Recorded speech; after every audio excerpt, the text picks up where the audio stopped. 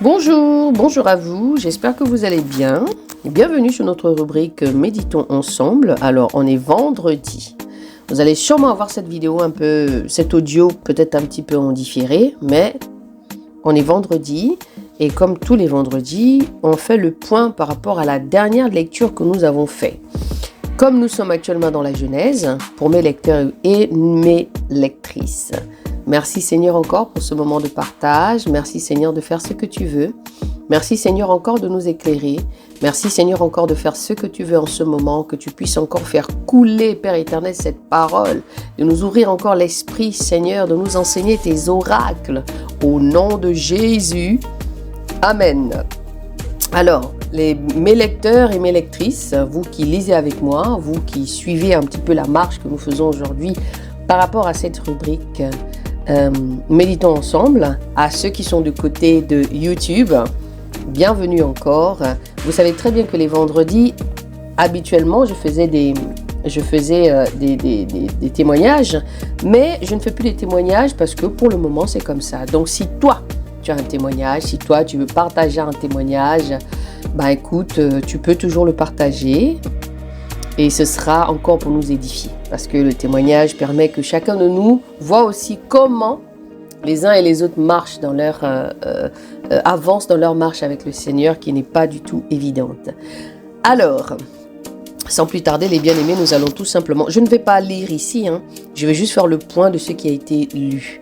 Vous avez vu un petit peu cette histoire de Moïse, parce que nous sommes à la lecture, nous sommes dans Exode.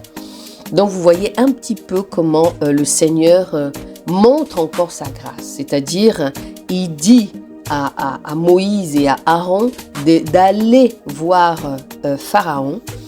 Et malgré ça, il dit quand même qu'il va endurcir le cœur de Pharaon. C'est-à-dire que tous les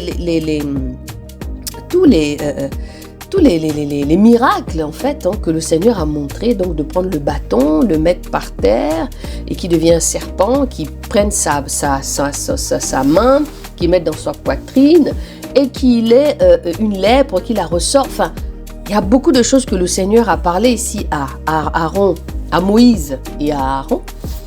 Pour que le peuple-là qui crie, ce peuple-là qui crie à Yahweh, ce peuple-là qui n'a pas connu Yahweh, parce que quand le Seigneur rencontre Moïse, il lui dit, tu vas repartir en Égypte d'où tu viens pour aller sortir ce peuple-là parce que j'ai entendu leurs cris. Et il dit, j'ai entendu leurs cris. Et il dit, il est descendu parce qu'il a entendu le cri de ces enfants-là qui le cherchaient. Qui criaient en fait à la persécution, à l'assujettisation. Ils étaient assujettis par rapport à ce qui se passait. Ça va paraître un peu répétitif ce que je veux dire là, mais c'est la parole. Cette parole, il faut la comprendre. Cette parole, il faut l'aimer. Cette parole, il faut, comment dire, il faut prendre conscience en fait de cette parole parce que c'est cette parole-là qui fait qu'on apprend à savoir qui est Dieu. Vous comprenez? Donc, il faudrait que nous prenions conscience de cette lecture. Et donc... Moïse dit, mais ok, moi je vais aller là-bas, mais je vais dire que qui m'envoie? Parce que le Seigneur envoie Moïse en Égypte aller voir Pharaon pour sortir ce peuple-là. Et il dit à Moïse, quand tu vas arriver, tu diras que je suis le Dieu je suis. Waouh, le Dieu je suis. Et il lui dit, mais qu'est-ce qui prouve que tu es le Dieu je suis? Quels sont les signes?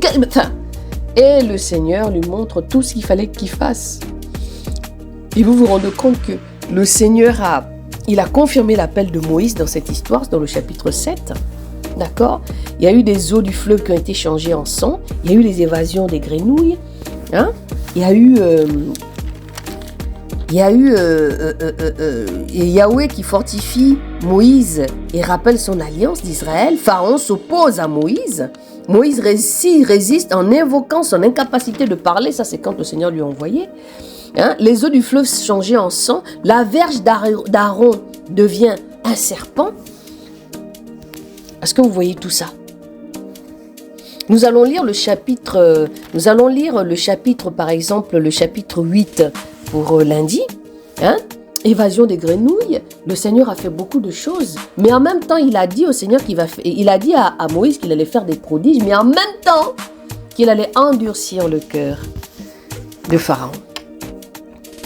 Le Seigneur sait, et lui-même il sait, lui-même il savait pourquoi il endurcissait son cœur. Mais moi, ce que moi je reçois de cette histoire en fait, c'est que si le Seigneur faisait en sorte qu'il endurcissait le cœur de Pharaon, c'est parce qu'il voulait montrer à ce peuple-là qu'il ne l'avait pas forcément connu, de comprendre en fait qui il est, qu'il pouvait faire des prodiges extraordinaires et montrer encore à ces hommes-là de cette nouvelle génération, parce que cette génération-là n'avait pas connu comment le Seigneur a marché avec Abraham, Isaac, Jacob et plus Philippe. D'accord? Puisque c'est toute la nouvelle génération qui est arrivée, qui venait d'avec Israël, donc Jacob, jusqu'en Égypte.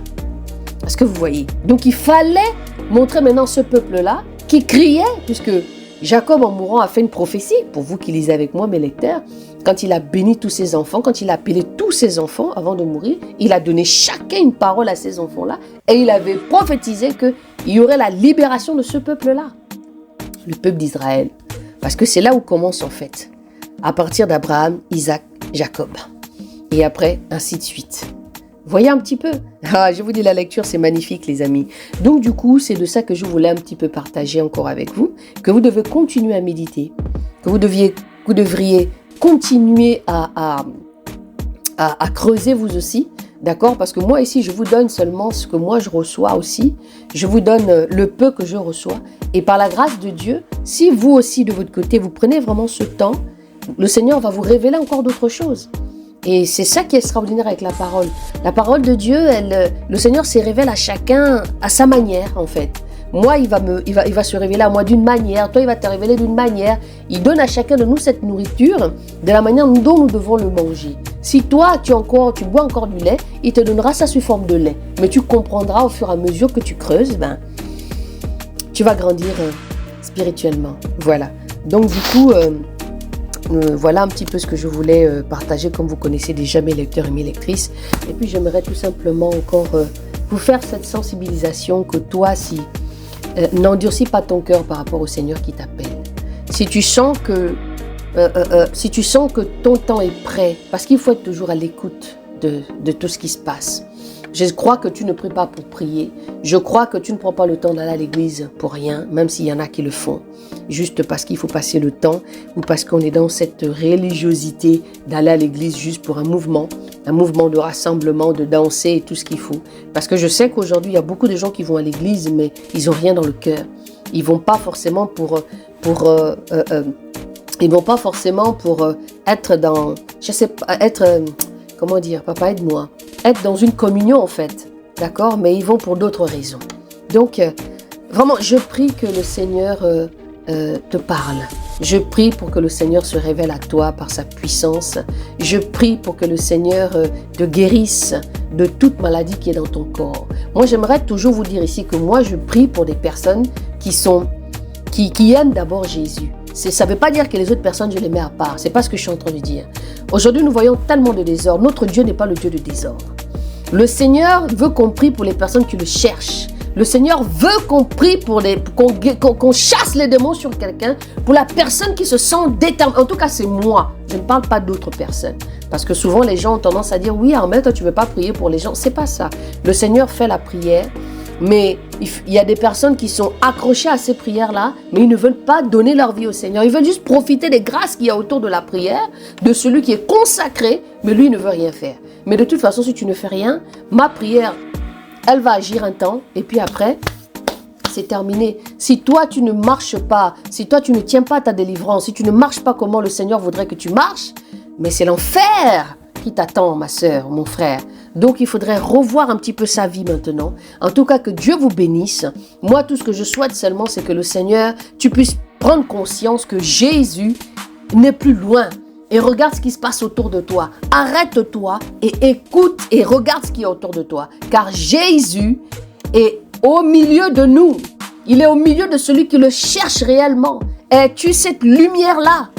Parce qu'il faut être cette lumière-là. Cette lumière-là, en fait, qui éclaire les autres, qui les apporte justement cette grâce et cette onction de la prière. Cette onction de savoir que Jésus est vivant et de marcher selon comment le Seigneur veut. C'est cette personne qui représente le ciel, ok? C'est pourquoi lire la Bible va te ramener aux fondamentaux va te ramener au Dieu que tu es. Donc je prie pour toi qui cherche le Seigneur. Je prie pour toi qui cherche à rencontrer Yeshua. Vraiment faire une belle rencontre avec lui. Je prie pour toi pour qu'il se révèle à toi. Je prie pour que le Seigneur te délivre de tout ce qui t'empêche de marcher avec le Seigneur en vérité. Par sa puissance, par la résurrection de Jésus au 3e jour, je déclare que Dieu te restaure de ce côté-là. Au nom de Jésus, je vous dis, à lundi, nous avons ma rubrique Intimité avec Jésus. Vous avez bien vu que cette rubrique-là, elle est vraiment, c'est moi quand je me mets en prière. C'est pour vous aider aussi à comprendre aussi un petit peu l'intimité avec le Seigneur. C'est pourquoi cette rubrique-là, elle est comme ça. Soyez bénis et je vous dis à lundi. Et pour notre nouvelle lecture, notre nouveau chapitre 8 de Méditons ensemble. Soyez bénis en tout cas.